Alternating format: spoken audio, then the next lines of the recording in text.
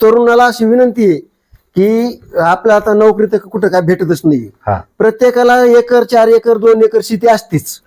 शेती अशी नाही म्हणून नाहीये कोणाकडे. प्रत्येकाने जर समजा जिद्दीने जर केलं तर शेळी पालन व्यवसाय जर केला तर नोकरीपेक्षाही तो भारी आहे त्याला. माझ्या अनुभवानुसार मी सांगतो की माझ्याकडे पहिली एक शेळी होती. माझी एक शेळी 12 महिन्यात 2 वेळेस येत होती. तिचे मी एका शेळीचे म्हणजे 6 10 हजार 20 40 रुपये एका शेळीचे 35 धरा. एका शेळीचे मला 12 महिन्यात 35,000 रुपये भेटत होती. तुमचा अनुभव माझ्या एका शेळीचा फक्त 35,000 रुपये वर्षाला भेटत होती मला. बर. मग आता मी जर समजा याच्यात आता एवढ्या मोठ्या शेड मध्ये जर 50 शेळ्या टाकल्या 50 शेळ्याचे 200 कड धरा 100 कड धरा 100 कड जर तुम्ही समजा 7-8 हजारांची का 100 कड 7,000 जरी धरले तरी 7 लाख रुपये 7 लाख रुपये तुमचे कुठंच नाही. वर्षाकाठी कुठे गेले का? खर्च अर्थ जाऊन 5 करायला. खर्च अर्थ जाऊन 5 तर वर्षात शेळी 2 वेळेस येते. म्हणजे 14 महिन्यात शेळी 2 वेळेस आपला वेती शेळी. मग 14 महिन्यात तुमचे जर 200 कड होत असतील तर 200 कडायचं तुमचे 7,000 पैसे झाले किती? नमस्कार पशुपालक मित्रांनो, स्वागत आहे आपलं आपल्या एका नवीन व्हिडिओमध्ये. पशुपालक मित्रांनो, आपण आपल्या चॅनलवरती बरेचसे व्हिडिओ पाहतो जे की शेतकऱ्यांच्या फायद्याचे हिताचे असतात. शेतकरी मित्रांनो, मी सध्या आहे वारणी गाव, तालुका शिरूर, कासार, जिल्हा बीड या ठिकाणी. माझ्या पाठीमागे जर तुम्ही पाहिलं तुम्हाला एक शेड दिसतंय. प्रत्येक शेतकरी सध्या जर बघितलं शेळी पालन या व्यवसायाकडे वळताना तुम्हाला दिसत आहे. मुख्य व्यवसाय पण म्हणून जे नवीन तरुण आहेत त्याकडे वळत आहेत आणि तो व्यवसाय निवडत आहेत. तर मित्रांनो, आज आपण पाहणार आहोत पाठीमागे जे तुम्हाला शेड दिसतंय पूर्ण शेड कशा पद्धतीने केलेला आहे, यामध्ये कुठल्या जातीच्या शेळ्या त्यांनी आणलेल्या आहेत, कशा पद्धतीने त्याला कामकाज चालतं, सर्व माहिती आपण या व्हिडिओच्या माध्यमातून पाहणार आहोत. मित्रांनो, कुठलाही व्यवसाय करायचं म्हणलं त्याला भरपूर अशा अडचणी असतात. सगळ्या अडचणीचा सामना करून आपल्याला तो व्यवसाय उभारावा लागतो. तर अशी आपण यशोगाथा या व्हिडिओच्या माध्यमातून पाहणार आहोत. तर चला पाहूया सविस्तर माहिती.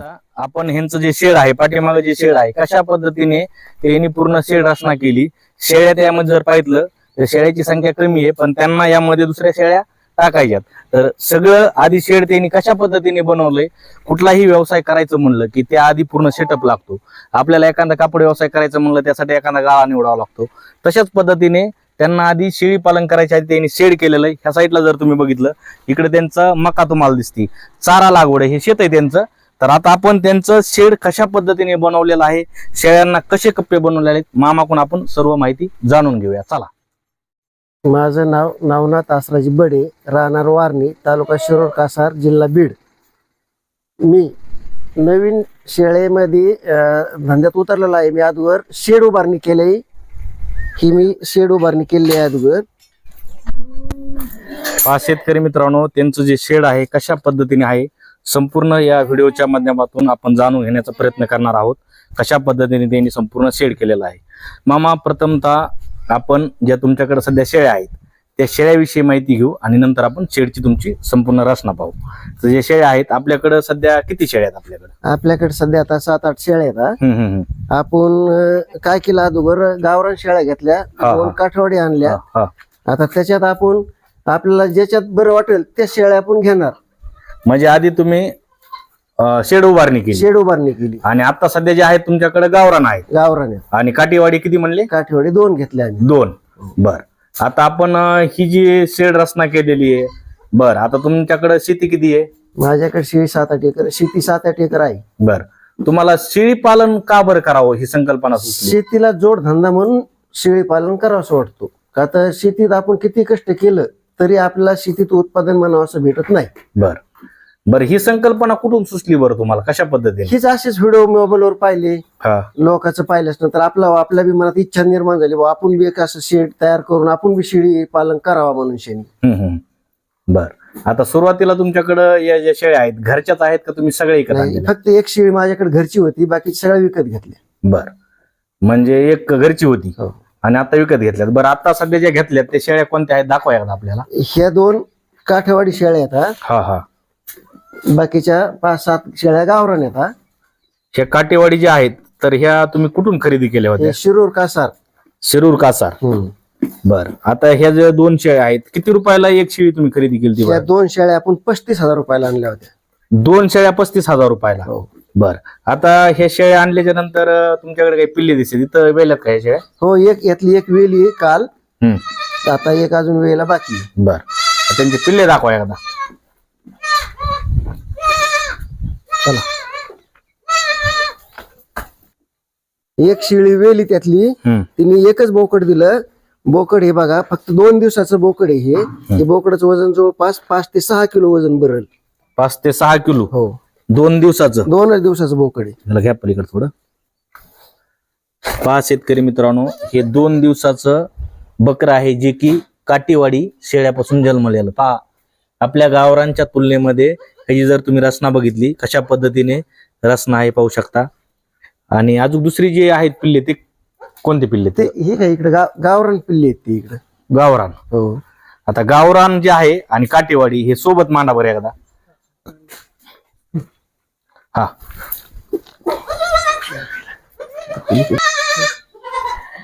शेतकरी मित्रांनो, इथं जर तुम्ही बघितलं, हे काटेवाडी शेळी, जी काटेवाडी जाते ना, त्या शेळीचं हे बोकड आहे. किती दिवसाचं म्हणले? 3 दिवसाचे. 3 दिवसाचं. आणि हे गावरांचे 2 आहेत. हो, हे बोकड आहेत, बोकड पाठी आहेत दोन्ही पाठीत. बरं, हे किती दिवसाचे? जवळपास 15-16 दिवसाचे पाठी. 15-16 दिवसाचे ही पाठ. आणि हे जर बघितलं, हे इतकं वजनाला बी जड आहे आणि दिसायला सध्या तुम्हाला कोणतं दिसतंय, तुम्हाला व्हिडिओ मध्ये दिसतंय. तर हे गावरांचं आणि हे काटेवाडी लोक जे आता सध्या जर तुम्ही बघितलं, कशामुळे काटेवाडी जातीकडे वळत आहेत, ह्या गोष्टीमुळे. तर काय सांगता मामा, तुम्हाला काय बरोबर ह्या फरक वाटतोय? माझा असा अंदाज आहे, गावरांपेक्षा हे काठेवाडीचे पिल्ले लवकर मोठाले होते, मार्केटमध्ये आपल्याला विकायला बी फायदेशीर ठरते. हे आपण किती दिवस सांभाळले तरी याचं म्हणावं असं आपल्याला उत्पादन बी भेटत नाही गावरांचं. हे शेळीचं उत्पादन ज्यादा भेटत अशी माझी हे. म्हणजे तुम्हाला ह्याचा काही बरं अनुभव, आता तुम्ही म्हणतो हे कशावरून तुम्ही अनुभव तर आपल्याला समजा अजून तर आणलेलं नाही, आपण पिल्लन मी अनुभव सांगू शकतो त्याचा. म्हणजे त्यासाठी तुम्ही सुरुवातीला 2 शेळ्या आणल्या? 2च आणल्या. हो. बरं, आता उभा राहा. तुम्ही समजा आता एवढं मोठं शेड केलंय, एवढं भलं मोठं शेड तुम्ही उभारलंय. आता हे शेडची साईज किती बरं आपली? या शेडची पूर्व पश्चिम 40 फूट आणि दक्षिण उत्तर 62 फूट आहे. 34 बाय 40 बाय 62. 40 बाय 62. हो. बरं, आता तुम्ही हे संपूर्ण शेड केलंय, इथं विविध प्रकारचे कप्पे आहेत. आणि मला अजून एक तुमच्या शेडची एक युनिक गोष्ट इथं जाणवती. तुम्ही जाळी मारली आणि प्रत्येक साईडला अँगलचा सपोर्ट दिलेला. आपण पाहूया, इकडे कोपऱ्यामध्ये अँगलचा सपोर्ट दिलेला आहे, दिसतंय तुम्हाला कोपऱ्यामध्ये. आणि त्या साईडला बाहेरून जी जाळी मारली, ह्याबद्दल काय सांगतात? ही मोठी जाळीच्या नंतर बाहेरून आपण जाळी कशामुळे मारली? याच्यातून आपलं साप, मुंगूस वगैरे असं काही आतमध्ये येऊ नये म्हणून आपण ही बारकी जाळी वरून मारली. वरून मुंगूस साप आतमध्ये येऊ नये आणि ही बी जाळी मारली. बरं, आता अजून एक महत्वाचं, त्यामध्ये तुम्ही खाली पूर्णपणे अशी रिंग टाकलेली. ही रिंग आपण 2 फूट खाली टाकली. ही रिंग कशामुळे टाकली की खालून घुशीने कशाने खाली उकरू नये म्हणून आपण 2 फुटाची रिंग टाकली त्याच्यावर. कसं होतं, आता तुम्ही साध्या पद्धतीने बी शेड केलं असतं. आता बऱ्याच ठिकाणी आम्ही बघतो निश्चित जाळी मारलेली असते, त्याला कुठून तरी साईडचे सिमेंट पोल असते. आणि तुम्ही इथं गज पण टाकला. हे गज कसं, याला शिळी मोकळी असते, याला अंग घासती असल्यामुळे जाळीला असं लवणपणा येऊन म्हणून आपण हा गज टाकलेला आहे. गज पण टाकलाय. पहा मित्रांनो, असं आपण शेड यासाठी दाखवतोय, हा अनुभव तुम्हाला फायद्याचा असू शकतो. इथं जर तुम्ही बघितलं, वरती एक गज लावलेला आहे पूर्ण जाळीला, इथं मध्ये एक गज लावलेला आहे, आणि खाली जर तुम्ही बघितलं तर पूर्णपणे असा याच्यात सुद्धा 2 गज असे आम्ही याच्यात सुद्धा फिट केलेले. त्याच्यात म्हणजे ह्याच्यामध्ये रिंग मध्ये सुद्धा अशी 2 गज टाकली. म्हणजे रिंग पण मजबूत आहे, जरी त्यांना विणका दिला त्याला काही होऊ शकत नाही. आणि बाहेरून त्यांनी एक आपली मुर्गा जाळी जी आहे ती बाहेरून मारलेली आहे. मुर्गा म्हणजे एकदम चांगल्या क्वालिटीची, जे की बाहेरून साप असन, तुमचं मुंगस असन, आतमध्ये येऊ नये. कारण आपल्या शेडमध्ये लहान लहान पिल्ले असतात. तर अशा पद्धतीने त्यांचं शेड आहे. हे शेड आपण यासाठी दाखवतो. मालिकडे या, इथं जर बघितलं तुम्ही, इथं जवळून आहे. आता इथं पण त्यांनी 3 सपोर्ट दिलेत. आता ह्या गोष्टी बऱ्याच लोकांना माहिती भाऊ, आपण बघतो असं, हे बऱ्याच लोकांना माहिती. पण नवीन जे शेतकरी आहेत, जे पशुपालक आहेत, त्यांना ह्या गोष्टी माहित नसतात. इथं 3 जागी असा सपोर्ट दिलाय, कारण इकडं ही कोपऱ्याची बाजू आहे, म्हणजे इकडे झुकू नये म्हणून. म्हणजे एवढं काटेकोरपणे इथं नियोजन केलेलं आहे. अजून एक महत्वाचा विषय आहे, आपण आता तुमच्या आतमधली जी सिस्टीम आहे ती पाहूया. त्याबद्दल काय सांगतात? आता ह्याबद्दल असं आपण आपल्या एका कप्प्यामध्ये 12-12, 13-13 शेळ्या आपण ठेवू शकतो. आता याच्यात आपल्या प्रत्येक कप्प्यात पाणी घेऊन फिरण्याची गरज नाही. बकेटमध्ये आपण वर टाकी मांडली, टाकीतून आता नळ फिटिंग करून आपण इथं नुसता कॉक चालू केला की शिळीला पाणी प्यायला येणार. शिळी चारा खाणार, ज्याला ताण लागली ती येऊन पाणी प्यायला. म्हणजे पाणी ठेवायची गरज नाही. भारी सिस्टम केली. टाकी पण उभा केली म्हणजे तुमच्या शेडमध्ये, आणि शेडमध्येच हे सगळं पाण्याचं. आता हे घाण, थोडीफार घाण झालेली दिसते. घाण झाली की आपण रोज फक्त 2 टाइम हे पाणी बदलून टाकायचं. 2 टाइम बदलायचं पाणी. बदलायचं. गावाने आपण पाण्याच्या टाक्या असतात त्या टाक्या आपण विकत आणून गव्हाणी बनल्यात ह्या. आता पत्र्याच्या गव्हाणी बनल्याच नंतर याच्या समजा माती ते पडल्याच नंतर त्या गव्हाणी गंजत्यात कुजत्यात. ह्या गव्हाणी आपल्याला धुवायला त्याला फ्रेश साफ करायला सोप्या जातात. त्याच्यामुळे ह्या गव्हाणी चांगल्या सर्वात उत्तम पत्र्यापेक्षा बी. आता तुमच्या इथं खाली कोबा टाकलेला आहे, कोब्याबद्दल काय सांग? कोब्याबद्दल आता मला बरेचसे लोक म्हणत होते की तुम्ही कोबा करू नका, खुली जागा राहू द्या. पण माझं एक मत होतं की कोबा असल्यामुळे आपण समजा झाडाला सोपं जातं, परत आपल्याला त्याच्यावर पाणी मारून फ्रेश करता येतं. आणि असं समजा जर बिगर कोब्यात ठेवलं असतं तर ती शिळीनी मुतलेली ती झाली असते, त्याचा वास आला असता, शेळ्याला गोचिड झाल्या असते, होपा पिसा झाल्या असत्या. याच्यापासून होपा पिसा होऊ शकत नाहीत. बर, आता बऱ्याचशा फार्मवरती आता एक नवीन सिस्टम आली, तुम्ही बघितलं असं व्हिडिओ मध्ये म्हणा किंवा आता तुम्ही बऱ्याच ठिकाणी भेटी दिल्या फार्म करायच्या आधी इटा बसत आहेत, त्याबद्दल काय सांगतात? नाही, इटाचं बी काही लोकांच्या दृष्टीने तर बसतेत, पण मला तर इटाचं बी आवडलेलं नाही. का तर मी कोब्याचीच निवड केली. का तर कोबा मला असं वाटतं की बा धुवायला बी फ्रेश वाटतो, झाडून झुडून घ्यायला साफ वाटतो, सगळ्या गोष्टी चांगला वाटतो. वरून आपण त्याच्यावर करता सिमेंट पत्रे टाकले, वरून आपण बरेच जागे पाहिले पण पत्रे असते तर सिमेंट पत्र्यामुळे काय होतं, थंडीच्या दिवसात जास्त गार पडत नाहीत आणि उन्हाळ्याच्या दिवसात तापत नाहीत. त्याच्यामुळे काय होतं की शेळ्याला बरं म्हणता येईल. म्हणजे सिमेंट पत्र फायद्याचे म्हणायचे, सिमेंट पत्रे फायद्याची आहेत. बर, आता एक महत्वाचा विषय आहे की तुम्ही आता हे जे वेगवेगळ्या प्रकारचे कप्पे केले तिथं, आता तुमचं एवढं मोठं समजा शेड तुम्ही उभा केलंय, इथं कप्पे केले, तर ह्या कप्प्याबद्दल काय सांगता बरं? आता हा कप्पा आता समजा मी इकडल्या साईडला 3 कप्पे बनले, त्या एका एका कप्प्यात आपण 12-12, 13-13 शेळ्या टाकू शकतो. तर एका शेळ्या याच्यात वेलेल्या शेळ्या, एका कप्प्यात गाभण्या शेळ्या, एका कप्प्यात खाट्या झालेल्या शेळ्या, अशा आपण 3 कप्प्यात 3 जातीच्या शेळ्या टाकू शकतो. म्हणजे वेगवेगळ्या प्रकारच्या वेगवेगळ्या प्रकार. बरं, आता तुम्ही सांगितलं 3 जातीच्या, म्हणजे तुम्हाला म्हणजे इथं जे तुम्ही कप्पे बनवले तर इथं किती प्रकारच्या तुम्ही शेळ्या आणणार आहेत? आता याच्यात मी कोठेवाडी काही आणणार आहे, जर जमलंच तर काही ते आफ्रिकन म्हणते ते आफ्रिकन बोर आणणार आहे, काही असे आणणार आहे. आता जे आपल्याला जशा येतात तशा सगळ्या गोष्टीचा अनुभव घ्यायचा. हा, बर. आता यामध्ये एक महत्वाचा विषय आहे, बऱ्याच शेतकऱ्यांच्या मना कमेंट असतात की आता एवढं मोठं तुमचं शेड आहे, बरं याला खर्च एक मिनिमम किती आला? बरं, याला खर्च जर म्हणलं तर आज माझा समजा ह्या शेळ्या खरेदी सकट 6.5 ते 7 लाख रुपये आतापर्यंत गेले. म्हणजे हे आता शेळ्या आहेत, शेळ्या सकट शेड सकट. बर, कोबा पत्रे बित्रे सगळं मिस्त्रीची मजुरी सकट. बरं, आता तुम्हाला वाटत नाही का बरं हे खर्च जास्त झाला ह्याला? अहो, मग खर्च केल्याशिवाय आपल्याला तरी काय त्याचं बेनिफिट काय भेटणार आहे? खर्च अगोदर तर करावंच लागणार आहे ना. आता बरेचसे आम्ही ज्यावेळेस व्हिडिओ घ्यायला जात होतो, ज्या शेतकऱ्यांना भेटतो, व्हिजिट करतो फार्मला, तिथं असतंय की साध्या पद्धतीने काही शेड असतात, तुमच्यासारखे ह्याच्यापेक्षा बी मोठे मोठे शेड असतात आहेत ना. पण तुम्हाला बरं एवढा खर्च तुम्ही ह्याला केला, तुम्ही सांगितलं की बरं बेनिफिट नाही, तुम्हाला अजून शेळ्या ह्यामध्ये आणायच्या.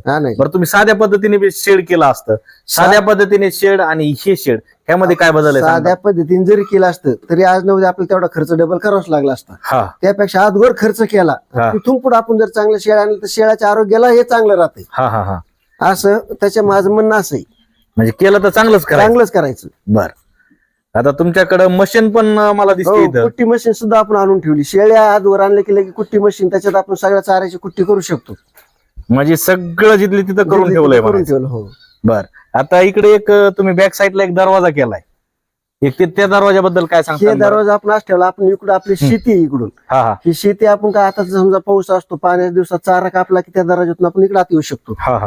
म्हणजे जे तुम्ही दरवाजा बनवलाय, हो, तर पलीकडे तुमची जमीन आहे, मग त्या म्हणजे शेतामध्ये जाण्यासाठी म्हणा किंवा तुमचं काही भविष्यात प्लॅन आहे का बाबा?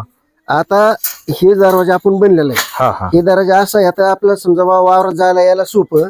आता यालाच लागून आपण काय करणार, अजून अशी 100-200 फूट अशी जाळी मारणार साईडने समजिकून, आणि याच्यात आपण 1,000 गावरान पक्षी सोडून देणार आहे, कोंबडी. म्हणजे ही जे तुम्ही आता जाळी मारली, भविष्यामध्ये तुमचं गावरान कोंबड्याचा प्लॅन आहे या टोटल यामध्ये? हो. बर, शेतकरी मित्रांनो, त्यांची ही संपूर्ण एकदा आपण जाळीची रचना पहा, कशा पद्धतीने शेड केलेला आहे. अशा पद्धतीने त्यांचं बाहेरून त्यांच्या शेडचा लुक आहे. आतून जी जाळी आहे ती वेगळी आणि बाहेरून अशी मुर्गा जाळी, अशा पद्धतीने शेड आहे. आणि इकडे जर तुम्ही बघितलं तर पहा, आपण यासाठी दाखवतो, व्हिडिओ थोडा मोठा होतो मित्रांनो, पण जी माहिती आहे ती तुम्हाला परिपूर्ण भेटली पाहिजे. इकडे जर बघितलं त्यांचं शेत आहे, इथं चारा प्रकार त्यांनी लावलेला आहे, मका आसन, पलीकडे मेथी घास दिसतोय, इकडे मका आहे. आणि इकडे जर तुम्ही बघितलं त्यांचं जे शेड आहे ते शेड आपण पाहतोय कशा पद्धतीने केलंय. तर मामा तुम्ही सांगत होता कप्पे, तुमच्या कप्पेची आपण म्हणजे माहिती जाणून घेतोय. आता हा कप्पा आपण केलेला आहे. आता ह्यो इथे एक गेट बसला, इथे एक गेट बसला, इथून आपण आतमध्ये प्रवेश करणार. इथं हे आपण जी बोकड ठेवतो स्पेशल बोकड, समजा ते बोकड आपण इथं ठेवणार. म्हणजे ब्रीडिंगच्या बोकडासाठी एक स्पेशल कप्पा बनला, म्हणजे त्याची बेडरूम म्हणायचं स्पेशल. हा, त्याची स्पेशल बेडरूम बनायची. भारी सिस्टम आहे. हो, त्याला मग काय करणार आपण, समजा इकडं अशी कप्पा बनलेला आहे, त्याला इथं लॉकअप करणार आतमध्ये. इकडे आपण इकडचे पिल्ले, आपला बारकाले पिल्ले आपण याच्यात ठेवणार दिवसभर. इकडे बारकाले पिल्लेची 2 महिन्याचे पिल्ले आहेत ते याच्यात ठेवणार इथं ह्या कप्प्यामध्ये. आणि ह्यांना मग संध्याकाळच्या सकाळच्या आपण जी शेळ्याला प्यायला न्यायची त्यांना इथून आपण बाहेर घेणार. इथून बाहेर घेतल्यास नंतर इथून जाणार, ती बोकड्या आतमध्ये लॉकअप करून टाकायचा. तिथून जायला आपल्याला बाहेर रस्ता राहतो. हे शेळ्या मग त्यांचे पिल्ले प्यायला जाते शेळ्याकडे. बरं, अजून मला इथे एक वेगळी गोष्ट दिसते. तुम्ही इथं एवढ्या मोठ्या गावाने असताना एक छोटी गावान केली. ही छोटी गावान अशी केली की ही बारीक बारीक पिल्ले यांची मोठ्या गावाने तोंड पुरत नाही, त्याच्याकरता आपण एक छोटी गावान केली. म्हणजे पिल्ले तयार व्हायच्या आधी, शेळ्या आणायच्या आधी सगळं अगोदर सिस्टमेट मध्ये करून ठेवलं ते, जिथलं तिथं सगळं लाईट वगैरे सगळं. बरं, मला अजून एक गोष्ट दिसते मामा, तुमच्या ह्या शेडच्या वरती इथं जर बघितलं तर असे गज लावलेले, तर त्याला काही कड्या, त्याबद्दल काय सांगता? हे गज आपण असे लावलेत की थंडीच्या दिवसात आता आपल्याला पूर्णसा ताडपत्री म्हणजे एक पडदा टाकून देणार आहे. पडदा टाकल्यास नंतर तुमच्या थंडीच्या दिवसात आतमध्ये थंडी येणार नाही जास्त. पाऊस काळात जी वसाडीत असेल ते वसाडी येणार नाही. त्याच्याकरता आपण ते पूर्ण गज लावून त्याच्यात कडी बिडी टाकून ठेवलेली आहे. म्हणजे आधीच सगळं करून ठेवलं, सगळं अगोदरच करून ठेवलं. म्हणजे काही जे शेतकरी आहेत ही संकल्पना नंतर असते, पण तुम्ही आम्ही सगळं अगोदर प्लॅनिंग मध्ये केलं. तिथून पुढे आता आम्ही शेळ्या खरेदी करणार. जसं येत्या तशा शेळ्या आम्ही प्रत्येक जातीच्या खरेदी करणारच होतो. बरं, तुम्ही सांगितलं की शेतीला एक जोडधंदा तुमचं मुख्य व्यवसाय सारखाच हा झालाय सगळं. हो, मुख्य व्यवसाय सारखं. बरं, तुम्ही सांगितलं आता तुम्ही काही फार्मला व्हिजिट केली का? बरं, भेट दिली का? गेलो मी, म्हणजे फार्मला बघून आली. हो. बरं, तिथं तुम्हाला काय असं जाणीवरती? बरं, आता आपल्याला शेतकऱ्यांना नाव नाही ठेवायचं, पण काही ठिकाणी तुम्हाला असं आढळलं करतेत बा, काही चांगले करतेत, काही काही नसतं आपलं केलं म्हणून करायला करतेत. ते जी असं केलं म्हणून करायला करतेत त्याच्यात त्यांना म्हणावं असं त्याला हे भेटत नाही. मग त्यांनी माझं बा शेळी पालन मध्ये परवडत नाही, असं होत नाही, तसं होत नाही. आम्ही तर अगोदर परवडाच्या अगोदर सगळं उभारणी केली आणि मग आता इथून पुढे आम्ही त्याची यशोगाथा म्हणजे सुरू करणार आहे. म्हणजे इथून पुढचा तुम्हाला अनुभव घेत जे राहणार आहे बेनिफिट, तुम्ही खर्च एवढा मोठा केलाय. बरं, तुम्हाला विश्वास आहे का? बरं, शेळी पालन काय विश्वास नाही, आपल्यात जिद्द असल्या विश्वास होणारच. आपल्यात जिद्द पाहिजे, फक्त जिद्द असल्यास नंतर सगळी गोष्ट सक्सेस होती. बरं, आता शेती तुमच्याकडे म्हणले किती एकर म्हणले? आपल्याकडे 7-8 एकर शेती आहे. बरं, 7-8 एकर शेतीमध्ये भरपूर समजा तुम्ही काही शेतीमध्ये उत्पन्न घेत असतात. हो, घेतो. बरं, शेळी पालनच बरं का? बरं, गाय पालन आहे, म्हैस पालन आहे का? आता या वर्षी पाऊस भरपूर झाला. मी 4 पिशव्या तूर लावली होती. 4 पिशव्याला मला सरी म्हणून 5 क्विंटल तूर नेली. माझा खर्च सुद्धा माघारी आला नाही शेतीचा. तर त्याच्यामुळे आपला शेतीला जोडधंदा शेळीचा चांगला येऊ. याचे 3 महिन्यात जर एक कवडू विकलं ते 10,000 रुपयाला कवडू विकतं. एक कवडू 10,000 रुपयाला विकते. बर, 3 महिन्यात. मग आपली शेती 3 महिन्यात 10,000 रुपये कोणतीच उत्पादन देत नाही तुमच्या मतानुसार? माझ्या मतानुसार. बर, आता हे तुम्ही आतमध्ये मी एक बघितलं की तुम्ही 2 शेळ्या आणलेल्या आहेत, काटेवाडी आणि गावरान. बरं, काटेवाडीचा तुम्हाला आता सध्या आपल्याला गावानी पशी चालायला दाखवा की काटेवाडीला जे खाण्याला तुम्ही आता आणल्यापासून खायला जे टाकताय, तर गावरानचं खाद्य आणि काटेवाडीचं खाद्य यामध्ये तुम्हाला काय असा बदल वाटला का? काहीच नाही, काही नाही. काही ही जात काही खाते, काही टाका तुम्ही तिला, कसला भुसा टाका, कुट्टी करून काही टाका. हे बघा, तुरीचं भुशी ही एवढ्याला काड्या येतात, ह्या तुम्हाला काड्या सुद्धा सगळ्या खाऊन टाकतात. काड्या सगळ्या ठेवणार नाही.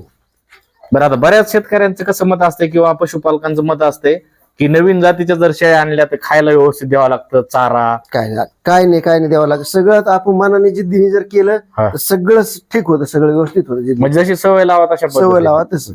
बरं, अजून आता तुम्ही हे जे शेळ्यांसाठी भविष्याचं काय नियोजन आहे? बरं, खुराकाचं असं? आता मी सध्या यांना काय करतो, एका शेळीला 300 ग्रॅम मका देतो. बरं, खायला. खुराक तर अजून दुसरं काय आणलेलंच नाहीये, पण 300 ग्रॅम मका देतो त्यांना. 300 ग्रॅम मका म्हणजे कोणती? ब्याची मका. आपली जी चालू मका असते ती मका, आपण पेराला मका आणतो ती मका त्यांना तशीच टाकतो. भरडिलेली सुद्धा नाही. पण त्याच्यात आता मी काय करणार, मका भरडिणार.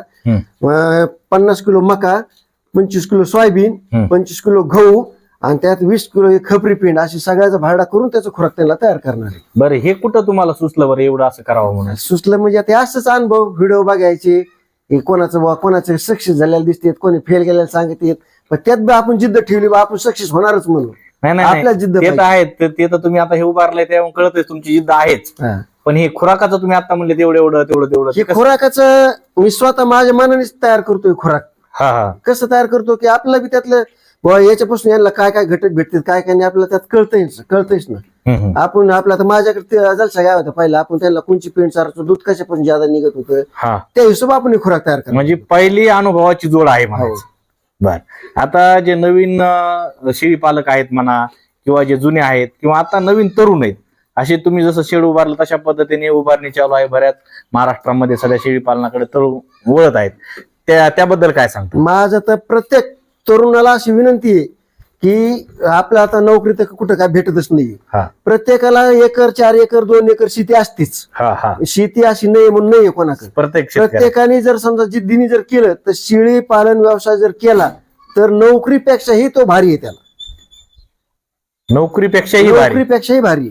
बरं, कसा अनुभव कशाने सांगतो? तुमच्याकडे अजून शेळ्या यायच्या? माझ्याकडे शेळ्या नसल्या तरी मी माझ्या अनुभवानुसार मी सांगतो की माझ्याकडे पहिली एक शेळी होती. माझी एक शेळी 12 महिन्यात 2 वेळेस येत होती. तिचे मी एका शेळीचे म्हणजे 6 10 हजार 20 20 40,000 रुपये, एका शेळीचे 35,000 धरा. एका शेळीचे मला 12 महिन्यात 35,000 रुपये भेटत होती. तुमचा अनुभव माझ्या एका शेळीचा फक्त 35,000 रुपये वर्षाला भेटत होती मला. बरं, मग आता मी जर समजा याच्यात आता एवढ्या मोठ्या शेड मध्ये जर 50 शेळ्या टाकल्या, 50 शेळ्याचे 200 कड धरा, 100 कड धरा. 100 कड जर तुम्ही समजा 7-8 हजारांची का 100 कड 7,000 जरी धरले तरी 7 लाख रुपये. 7 लाख रुपये तुमचे कुठंच नाही, वर्षाकाठी कुठे गेले का? खर्च अर्थ जाऊन 5 करायला, खर्च अर्थ जाऊन 5, तर वर्षात शेळी 2 वेळेस येते. म्हणजे 14 महिन्यात शेळी 2 वेळेस आपला वेती शेळी. मग 14 महिन्यात तुमचे जर 200 कड होत असतील तर 200 कडायचं तुमचे 7,000 पैसे झाले किती? 7 दोन्ही शेतकऱ्याला लावा ना आता गणित. शेतकऱ्यांनी गणित लावायचं. बर, आता तुम्ही हे जे शेड केलं, कप्पे केले, संपूर्ण जाळी केली, आता हे कुठं बघितलं होतं का बरं अशा पद्धतीने शेड? तुम्ही पाहिलं, आता काही ठिकाणी पाहिलं आणि काही आमच्या स्वतःच्या मनाने बी आम्ही उभारणी केली. याची मनाने काय तुम्ही काय नवीन डेव्हलप केलं याच्यात? मनाने आम्हाला काही काय म्हणले बा तुम्ही पत्रा टाकायच्यावर, आम्ही म्हणत नको पत्र नको, सिमेंट पत्रा पाहिजे. सिमेंट पत्रा काय होतो, थंडीच्या दिवसात जास्त गार पडत नाही आणि उन्हाळ्यात तापत नाही, त्याच्यामुळे आम्ही सिमेंट पत्र्याची निवड केली. त्याच्याने टाकी उभा केली. बरं, ती टाकी आतमध्ये का बरं घेतली? बाहेरून पाणी गरम होईल ना, त्याच्यात पाणी गरम झालं असतं बाहेरून. आणि बाहेरून कसं आता आतमध्ये शिफ्ट मध्ये राहते, कोणी हात लाविना काय व्हायना, बाहेरून कोणी दगड मार काही कर, त्याच्यामुळे बाहेरून ठेवली नाही आपण ती. आतमध्ये शिफ्ट मध्ये राहते, त्यातून सगळ्या कप्प्यामध्ये पाण्याची पुरवठा होतोय त्याचा. बरं मामा, आता तुमच्या आपण शेडची रचना बघितली, बऱ्याच मस्त तुम्ही शेड बनवलेलं आहे, कप्पे बनवले. आपण तुमच्या गव्हाणी बद्दल जाणून घेतलं. इथं तुम्ही सांगितलं की हे जे बनवलंय तुम्ही हे ड्रामापासून बनवलंय, कप्पे वेगवेगळ्या प्रकारचे बनवलेत. आणि तुमची अजून एक युनिक आयडिया मला आवडली की तुम्ही साईडनी जे बनवलंय आताच बनवून ठेवलंय, म्हणजे पावसाळ्यासाठी असेल किंवा थंडीच्या दिवसात बचाव व्हावा शेळ्याचा म्हणून तुम्ही ते कड्या वगैरे लावल्यात पडदे टाकण्यासाठी. आणि आतमध्ये तुम्ही टाकीचं सांगितलं की बाहेर टाकी गरम होती, पत्राचं सांगितलं, जाळी आपण बघितली, संपूर्ण तुमची माहिती जाणून घेतली.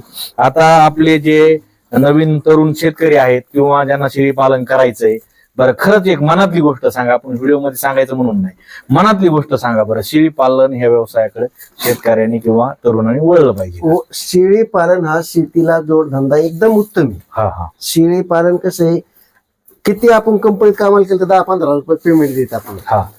माझी एक शेळीपासून मी समजा वर्षाला 35,000 रुपये उत्पादन घेतोय, तर माझं टार्गेट मी 100 शेळ्या करणार. माझं 100 शेळ्याचं तुम्ही 200 पिल्ले होणार. 200 जाणवलं, लोकांना समजलंय, लोकांना माहिती. पण समजा हे जे तुम्ही आता सगळं शेड उभारलंय, सगळं जाळी मारली, सगळा खर्च केलाय, हे तुम्ही अनुभव घेऊन केलंय, हे शेतकऱ्यांनी कशा पद्धतीने केलं पाहिजे? नवीन ह्या व्यवसायाकडे कसं वळलं पाहिजे? शेतकऱ्यांनी करायलाच पाहिजे नाही. शेतकरी सुद्धा म्हणजे चांगलं केलं तर चांगलंच आहे. याच्यात अगोदर सगळं शेड बीड मारायला पाहिजे. समजा आता काहीच ऐपत नसती, त्यांनी छोट्यातून मोठं व्हायचं बघायचं. अगोदर छोटं करायचं, मग मोठं व्हायचं. अगोदर 4 शेळ्या आणायचं, 4चे 8 करायच्या, 8चे 12 करायच्या. त्याच्यातून मग आपलं जसं जसं आपलं उत्पादन वाढेल तसं आपण त्याच्यात लावू शकतो. असं आता समजा काही पैसे असते ते एका दिवसात काही करू शकतात. पण आता आपल्यासारखे गरीब करू शकत नाहीत ना तसे. आपण हे थोड्या थोड्यातूनच मोठं होणार आहेत ना. बरोबर आहे. असं आहे ते. बर, आता तुम्ही जे आता तुम्हाला किती शेळ्याचं टार्गेट म्हणले तुमचे? माझं 100 शेळ्याचं टार्गेट. बरं, आता त्या 100 शेळ्याचं तुमचं टार्गेट, तुमचा सगळा सेटअप उभा आहे. बरं, त्यासाठी तुम्ही तुमच्या शेतामध्ये कुठला चारा आता सध्या लागवड केला? मी आता सध्या मकाचं लागवड केली. आता मका कणसाला आली, म्हणजे मका निसून बारीक बारीक त्याला असं होड्याला कणस आले की ती सगळी मका कापून घेणार, त्याचा मुरघास बनवून ठेवणार. का तर मुरघास उन्हाळ्यात उपयोगी येतो, पावसाळ्यात उपयोगी येतो. पावसाळ्यात काय असतो, शिळी चारा वाला झाल्यामुळे खात नाही जास्त. मग मुरघास सुका चारा शिळी ज्यादा खाते, त्याच्यामुळे आपण मुरघास बनवून ठेवणार जास्त. मुरघास बनवणार. बरं, त्या व्यतिरिक्त आपल्याकडे चारा दुसरा भुसा वगैरे? मेथी घाशी, तुरीचं तुरीचं भुस मी काही विकत आणलं, काय आपलं घरचं होतं. आपल्याकडे चारा भरपूर. अगोदर चाराची सोय केली मी, नंतर या शेळ्या घेतल्या. आणि आता अजून ह्यामध्ये टाकणार अजून गेलं. हो, आता परत मी आता अजून कडबा करायसाठी मी अजून तुम्हाला 1 एकर ज्वारी पेरली. ती ज्वारी कमरेत कल जरी वाढली, आता पाण्याचा प्रॉब्लेम येतो आपल्याला, कमरेत कल वाढली त्याचं बाटूक तयार होतंय. ते बाटूक आपण काय करणार, वाळल्यास त्याची सगळी कुट्टी करून ठेवणार. उन्हाळ्यात कुट्टी भारी खायला शेळ्याला. ती बाटकाची सण कुट्टी करणार सगळे. शेळी पालकांनो, ज्यांना शेळी पालन करायचे किंवा विचारामध्ये आहे त्यांच्यासाठी हा व्हिडिओ एकदम महत्वाचा होता मित्रांनो. आपण संपूर्ण व्हिडिओमध्ये त्यांची माहिती घेण्याचा प्रयत्न केला, कशा पद्धतीने शेड केलेला आहे, त्यांनी शेळ्या कशा त्यांना खरेदी करायच्यात. सध्या त्यांच्याकडे किती शेळ्या म्हणजे तुमच्याकडे सध्या? आता सध्या माझ्याकडे 7-8 शेळ्या आहेत. 7-8 शेळ्या आहेत. पण 7-8 शेळ्यांचं हे फार्म सुरू होणार आहे. भविष्यात तुम्हाला इथं चांगल्या प्रकारचं फार्म तुम्हाला इथं पाहायला भेटणार. त्यांच्याकडे वेगवेगळ्या प्रकारचे शेळ्या येणार आहेत. तर त्यांनी हा अनुभव घेऊन थोडाफार स्वतःचा अनुभव, थोडा फार्मचा अनुभव, मी यासाठी हा व्हिडिओ पूर्णपणे बनवला आहे की आता यांच्याकडे काय सिच्युएशन आहे, नंतर काय असणार आहे. बऱ्याच लोकांच्या आम्हाला कमेंट असतात की शेळी पालन परवडत नाही, शेळी पालन असं, शेळी पालन तसं. मामाने सांगितलं की शेळी पालन करायचंय ना, मग आधी व्यवस्थित नियोजन पाहिजे. कशा पद्धतीने त्यांचं शेड आपण पाहिलं. शेळी पालन हे परवडतं, पण व्यवस्थित जर नियोजन असेल तर आपल्या पद्धतीने जर आपण व्यवस्थित नियोजन केलं, आपल्याला कसं आपण स्वतःसाठी आरोग्य चांगलं ठेवण्यासाठी चारा आपल्याला चांगला लागतो, आपल्याला निवारा चांगला लागतो. तशाच पद्धतीने या शेळ्याचं आहे. त्यांना जर तुम्ही व्यवस्थित निवारा केला, व्यवस्थित त्यांची ठेवण केली, त्यांना खाद्य चांगलं दिलं, तर शेळी पालन हे 100% परवडतं. हे शेतकरी पण सांगतात आणि आम्ही बऱ्याचशा शेळी पालन फार्मवर फिरतो.